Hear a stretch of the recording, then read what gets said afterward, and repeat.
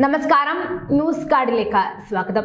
പണം ഇരട്ടിപ്പിച്ചു നൽകാമെന്ന് പറഞ്ഞ നടൻ കൊല്ലം തുളസിയിൽ നിന്നും ലക്ഷങ്ങൾ തട്ടിയെടുത്ത കേസിൽ പ്രതികൾ അറസ്റ്റിലായതിനു പിന്നാലെ തന്നെ നടനിൽ നിന്നും 20 ലക്ഷം തട്ടിയെടുത്ത സംഘം 32.5 ലക്ഷം രൂപ തട്ടിയെന്ന പരാതിയുമായി പ്രവാസി രംഗത്തെത്തിയിരിക്കുകയാണ്.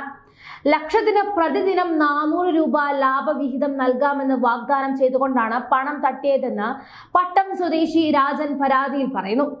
പരാതിയെ തുടർന്ന് ജി ക്യാപിറ്റൽ എന്ന സ്ഥാപനത്തിന്റെ ഉടമ വട്ടിയൂർക്കാവ് പുളിമൂട് ലൈൻ സ്വദേശി സന്തോഷ്, സുഹൃത്ത് അനിൽകുമാർ എന്നിവർക്കെതിരെ മെഡിക്കൽ കോളേജ് പോലീസ് കേസെടുത്തു.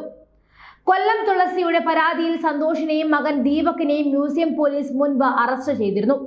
ഈ വിവരം അറിഞ്ഞാണ് രാജനും പരാതിയുമായി എത്തിയത്.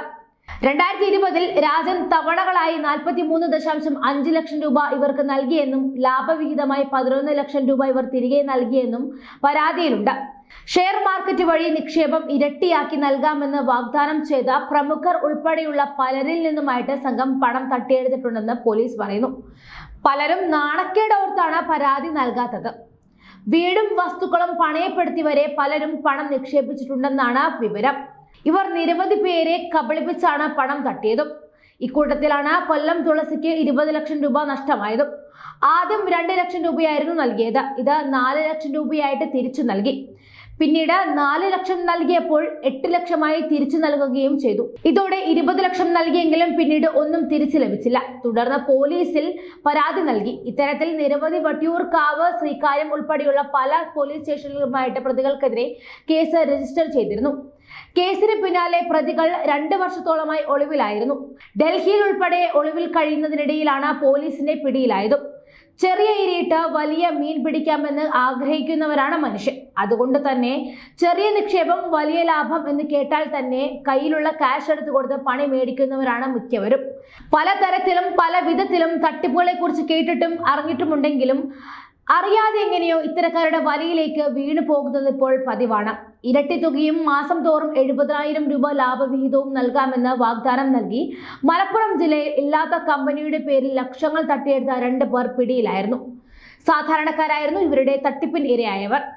ഇക്കഴിഞ്ഞ വർഷം മലപ്പുറത്തെ ധനകോടി ചിറ്റ്സ് പ്രൈവറ്റ് ലിമിറ്റഡ് എന്ന സ്ഥാപനത്തിനെതിരെയും പണം തട്ടിപ്പ് പരാതിയിൽ പോലീസ് കേസ് രജിസ്റ്റർ ചെയ്തിരുന്നു. 2 ലക്ഷം രൂപയുടെ ചിട്ടിയിൽ ചേർന്ന യുവാവിന് കാലാവധി കഴിഞ്ഞിട്ടും പണം തിരികെ നൽകിയിരുന്നില്ല. തുടർന്ന് ഇയാൾ പോലീസിൽ പരാതി നൽകുകയായിരുന്നു. കോടികളുടെ നിക്ഷേപം സ്വീകരിച്ച് തട്ടിപ്പ് നടത്തിയെന്ന പരാതിയിൽ കണ്ണൂരിലെ അർബൻ നിധി എന്ന സ്ഥാപനത്തിലെ 2 ഡയറക്ടർമാരെ പോലീസ് അറസ്റ്റ് ചെയ്തിരുന്നു.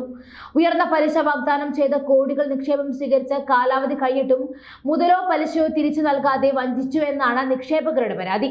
3,94,68,964 രൂപയാണ് പ്രതികൾ തട്ടിപ്പ് നടത്തിയത്.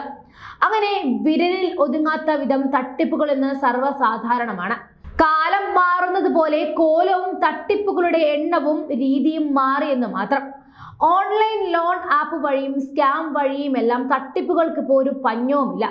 രാജ്യത്തുടനീളം ഓൺലൈൻ വഴിയുള്ള തട്ടിപ്പുകളും UPIയുമായി ബന്ധപ്പെട്ട തട്ടിപ്പുകളും വർദ്ധിച്ചു വരുന്ന സാഹചര്യത്തിൽ ഇന്ത്യൻ സർക്കാർ നടത്തിയ സർവേയുടെ കണക്കുകൾ പ്രകാരം 2021 മുതൽ 2022 വരെ 84,000 UPI തട്ടിപ്പുകളും 2020 മുതൽ 2021 77,000 കേസുകളും റിപ്പോർട്ട് ചെയ്യപ്പെട്ടിട്ടുണ്ട്.